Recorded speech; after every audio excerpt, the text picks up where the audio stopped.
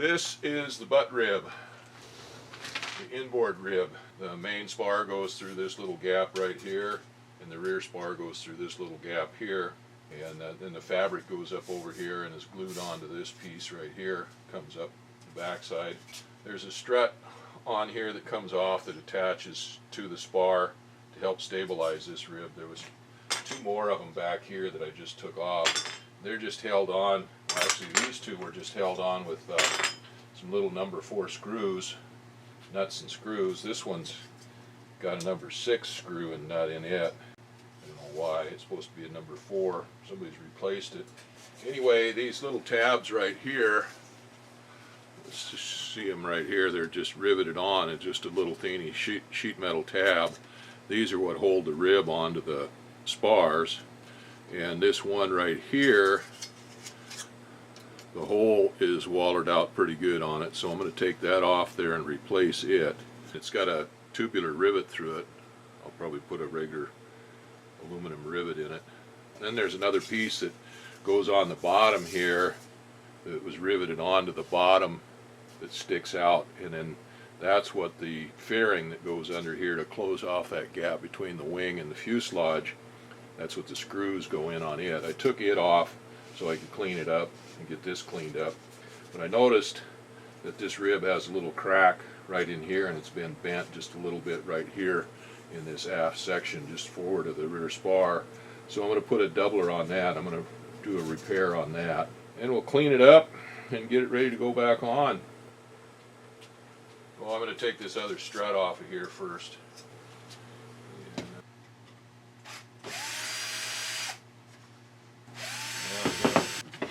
Rivet is spinning in the hole there. I got a Dremel here with a little grinding wheel on it.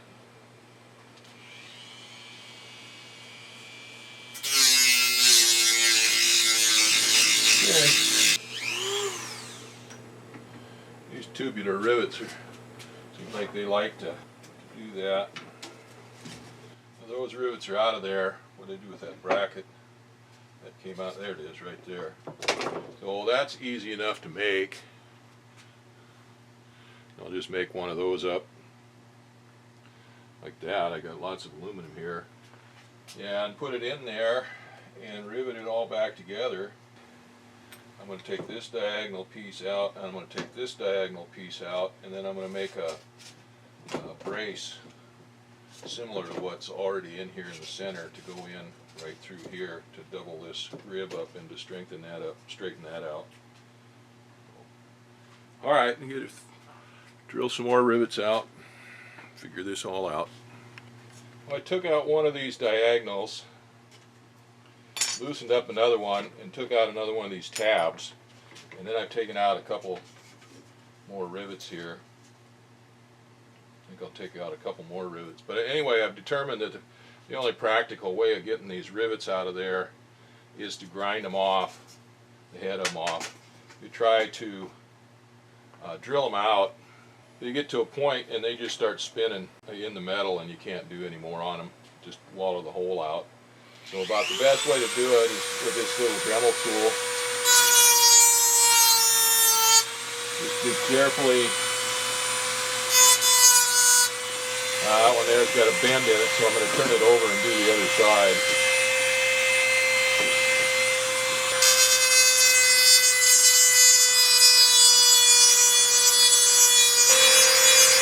Now, aluminum rivets, you drill them out with a drill bit one size smaller than the rivet, and once you get the head drilled down, you can just pop them off. But these steel rivets aren't working quite that same way.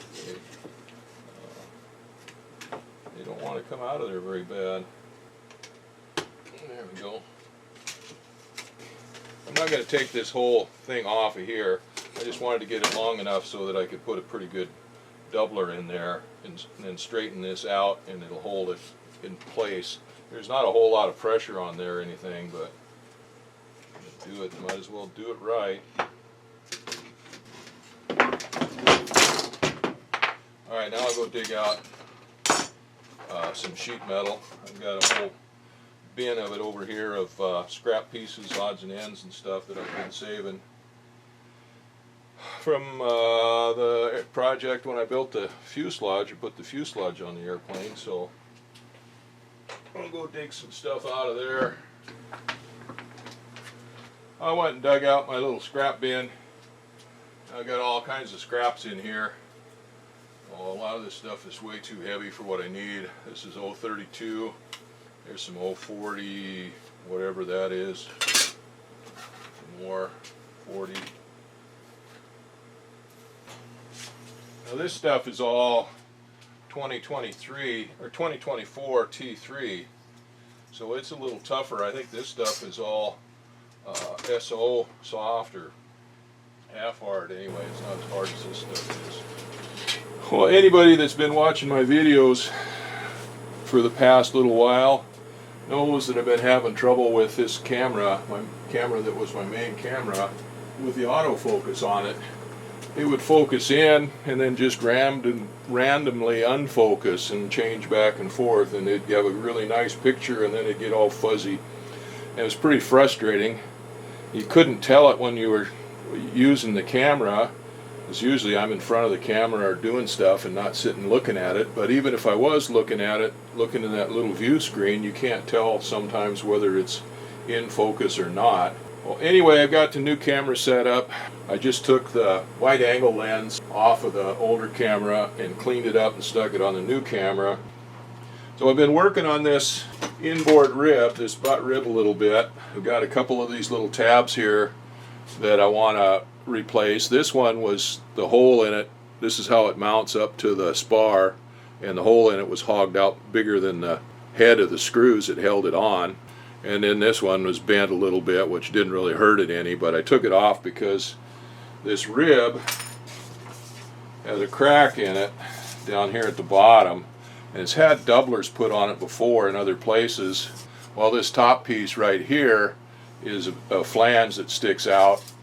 You can see the holes in that. You put tenement nuts on there. Sheet metal screws go down through the fuel tank lid, fuel tank cover, and go into here, and that's what holds that on. So, but there is a couple of little doublers on here, strengtheners on here. Now this here is where the fair lead goes for the aileron cable that goes through the cockpit into the other wing. So anyway, I've got this cleaned up. I took a couple of the struts off. These are the struts that help stiffen the rib up. They come off of the rib and go onto the spar and help keep this thing rigid, because it is free floating, or not free floating. The main spar goes through here, the rear spar goes through here, but there's no other ribs around it. And then this is open on this side of the rib into the fuel tank compartment, so it's not like it's got multiple ribs back to back on there to help support it. And then of course the fabric gets glued on here and then pulled down, and that's going to have a tendency to want to pull it out this way. So anyway, it's got a little extra structure to it from what a regular rib would have. So I've got some metal I dug out yesterday, and I think a lot of this stuff, well, that piece there is probably 20 thousandths, 24 thousandths. Anyway, I dug out some 24 thousandths 2024 aluminum, and what I'll do is I'll make a piece to fit right in here, and I'm going to go in behind this plate right here where this bearing goes, and then through here and rivet it on to this lower section of the rib, and it's going to go underneath this diagonal right here. There's another diagonal that comes down from this side. It's going to go underneath those. I'll have to have a little cut out here because that's where the spar goes, but I'm going to leave it up a little bit taller everywhere so that it adds some rigidity to that lower rib. The rib was bent right here, and it's got a crack in it right there. So you can see what happens is they screw in from the bottom. The fairing that goes between the rib and the fuselage gets screwed onto this, and it's been screwed on from the bottom. Well, that screw went right up through that web right there and weakened that and cracked it. So that's what we're going to do with this. So that piece right there can go right there like that. I'm not going to put it in past this vertical strut right there, but I'll put it up close to it.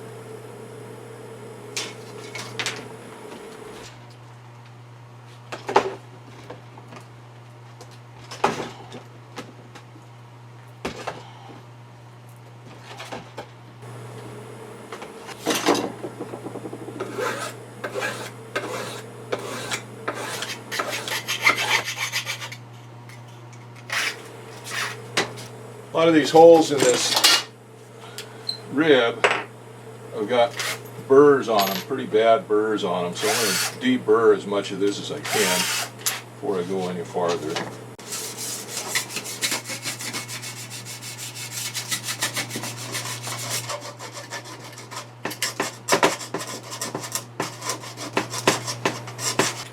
Oh, there's one brace right here that goes up like this. Been hitting the flap cable, I guess. Anyway, it's all bent up to clear that, but it's got a crack in it. So I'm going to go ahead and grind that out and take that crack out of it and smooth it out.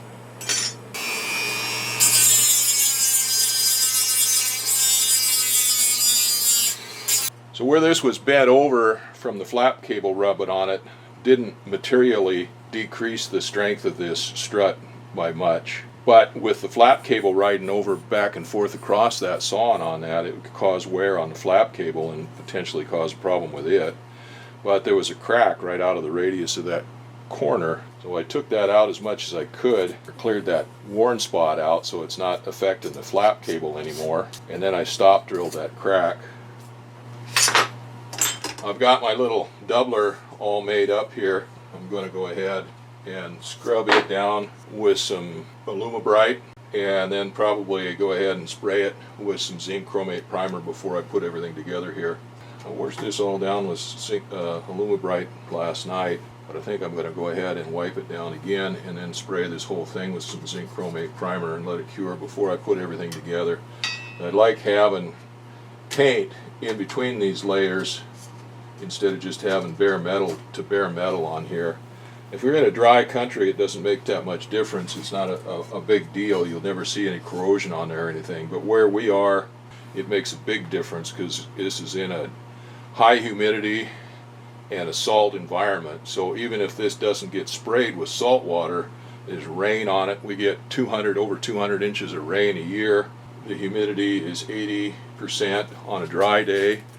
You get a little bit of moisture in here. Now I got the dirt cleaned out of it, so that's one thing that helps. Get dirt in there, and then that moisture collects in there, and then that can cause corrosion too. But just the moisture staying in between these seams and stuff will cause corrosion. So I do what I can to mitigate that. Like I said, I don't know why I'm trying to make this last forever anymore. I only got a couple, 3 or 4 more years well, hopefully I've got a few more years of flying left in me, but my forever time is pretty much gone. So I'm going to clean these parts up first. Oh, I got to make these parts here, so that's not a big deal there. Let me find a thin piece of aluminum there. That stuff's too thick. That stuff's kind of thick. Let me see if I can find something thinner to almost use a beer can for that. Not quite.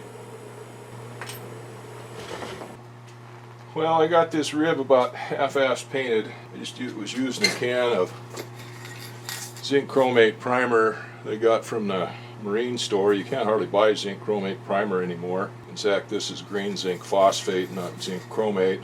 Anyway, it was almost empty, so it just spattered out a little bit. But I got stuff protected pretty well. Alright, this is the piece that I made to go in here, so that goes in behind this diagonal and in behind this fairing. I may need to trim a little bit off of this diagonal here to get it to fit into the radius of that curve on that doubler there. But first thing I'm going to do is drill a hole. I better get a piece of wood for backup on that.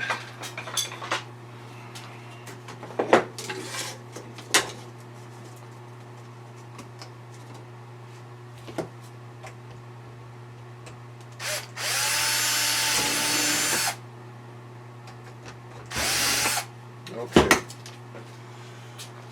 now, dig out some rivets. This should just be riveting. It doesn't matter on this one. All of the heads are on the other side here and go through that direction. Doesn't really make that much difference, I don't think, but there we go. Okay, that's going to stick through just enough. Just enough.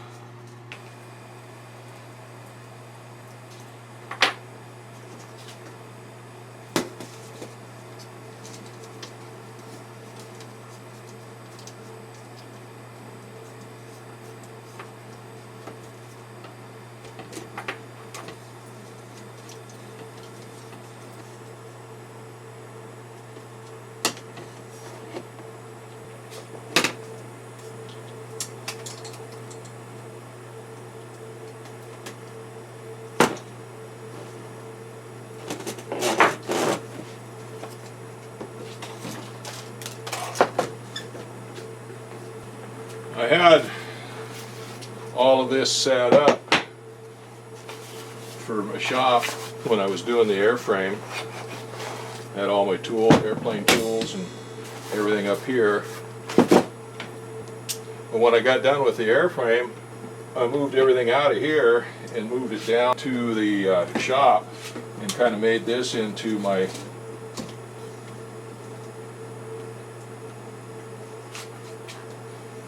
machine shop. And of course it was a storage spot for all of the tools and stuff, but I brought the lathe up here, set it up, moved everything else down to the shop or the hangar. Well, now it looks like I got to get this stuff back up here again.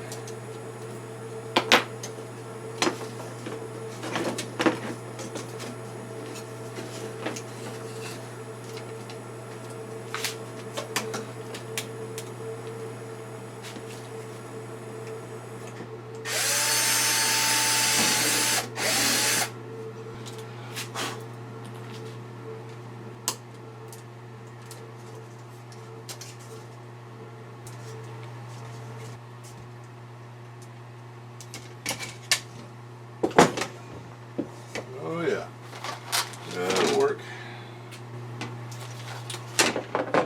Okay, well, I'll just keep working on this. I'm going to rivet this doubler down to this web, this bottom web here on the inside. See, there's where the crack is, and I'll get it on each side of the crack. And then I've got spots here where these stringers go.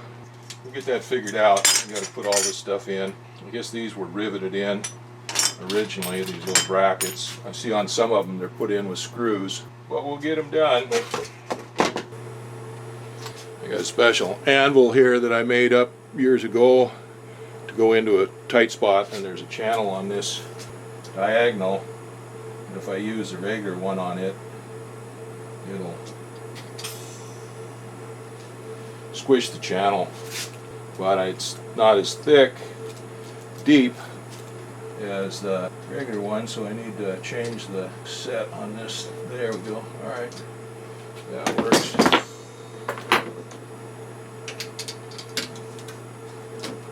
Probably should do the same thing on this bottom one here, but I need the full head on it.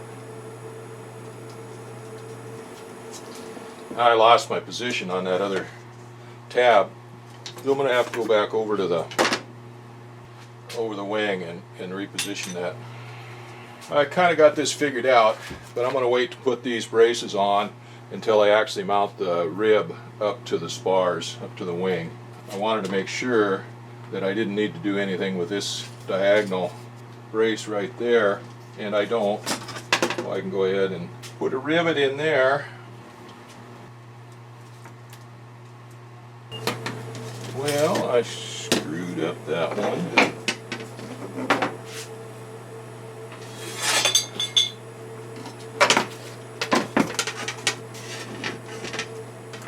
So we'll try it again.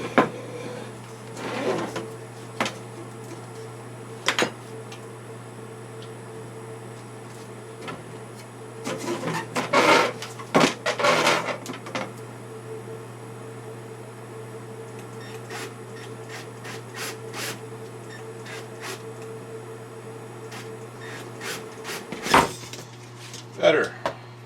Yep. Better. Perfect. Okay. Now I got one more thing to do.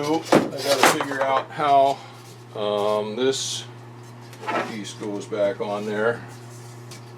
Well, obviously it doesn't go that way because it interferes with this doohickey there.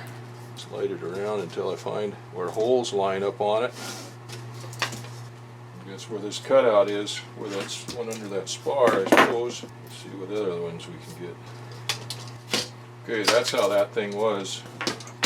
And this is the inboard section of the wing. So that was on there kind of cockeyed. I'm going to straighten that out a little bit, which will give me new holes for the fairing underneath to screw into. That's what this was for, is for have fresh holes for that fairing to screw up into. Move that a little bit, then we'll have new holes positions for that. Hopefully that will work. That goes that way. I got this rib nailed back together with this doubler in here to repair or strengthen that bottom of that rib up for where that crack was in it, and that straightens that bottom up pretty good.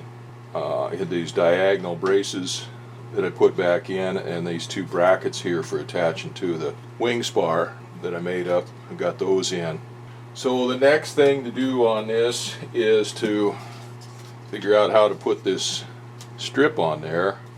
This strip is basically what I call a nailer. It's just to go on there because there's so many holes already in this bottom of this rib where that fairing goes on here to fair in between the end of the wing and the fuselage. Anyway, there's all kinds of holes in that rib already, and this is just kind of to give fresh meat in there to put screws in. Oh, it's already got holes in it from screwing the bottom in already, plus holes where it was riveted to this rib. Well, I want to get some fresh holes in there, so I got this set up with some Cleco clamps to hold that on there. I got it set out just a little bit away from that rib. Oh, I want to get that riveted down, so I've got to drill holes in there for the rivets. Well, this drill will work okay out here where I've got that doubler in there and I can put the rivets into that, but when I get up here to where just the lower rib is it goes in kind of an angle. So I can use my angle drill attachment in there and I can get in there better with that. But what I'm debating right now is to whether I want to put countersink rivets in here or not. I'm thinking maybe I put countersink rivets in there instead of razor head rivets, and then that way they don't show through the fabric. Not that they'll show through anyway, because this will be covered up with a fairing. Anyway, there'd be nothing sticking through there if I do that. So I'm thinking I might want to do that. So I've got to go down and get some flathead rivets out of the hanger, and I got to see what I can do about finding a drill bit that'll work on this drill attachment.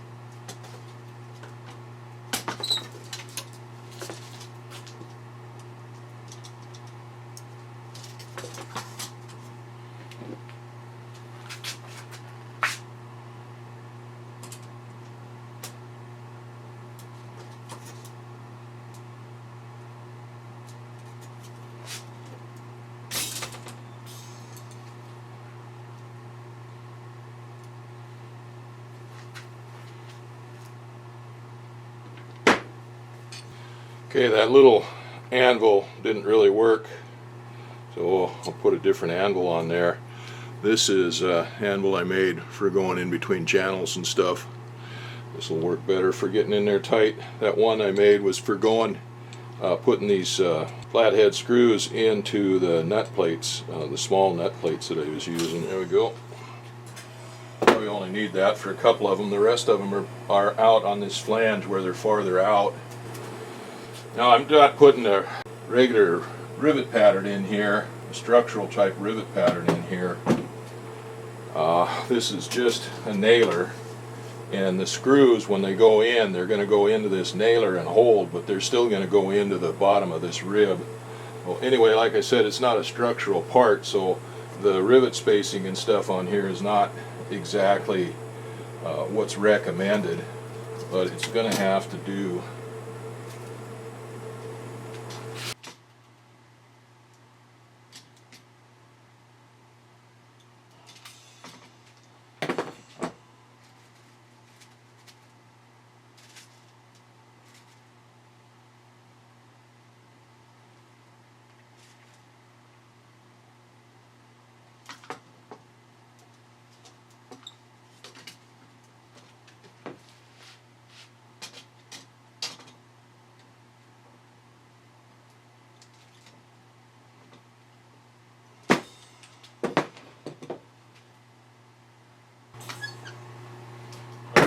That's it. Yep, that's it.